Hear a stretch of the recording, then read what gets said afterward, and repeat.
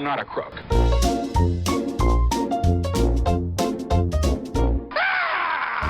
Welcome to Law Bite. The following is for entertainment purposes only. I'll never tell a lie. It is not legal advice, not even close. And now for the very finest in idiotic legal news and commentary. This is Law Bite.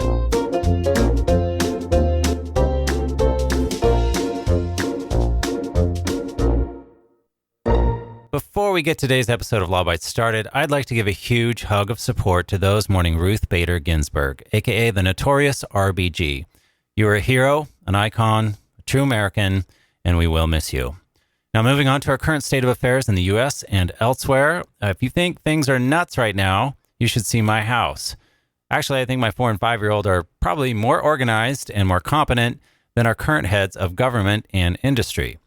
For example, according to Forbes magazine, just months after raising $100 million from venture capital investors, fraud prevention startup NS8 is now under investigation for fraud. Right. NS8 is a company that was formed to prevent fraud, but then once it started looking into it, it started to think, fraud is kind of cool.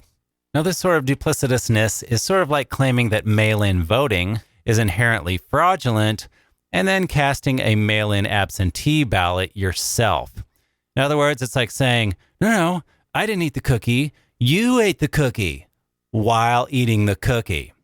So in my very educated legal opinion, the question I want to ask everyone is, have we all lost our damn minds? Maybe so. Let's get back to NS8, the company that not only prevents fraud, it engages in it too. Now here's the thing about getting investigated by the SEC for securities fraud. First, it is only slightly better than being slow roasted over an open fire. And to make things worse, the lawyers that were involved in the whole thing are liable too. That's right. As far as the SEC is concerned, the lawyers and the clients are cuffed at the ankles, and they're going down together. Rough.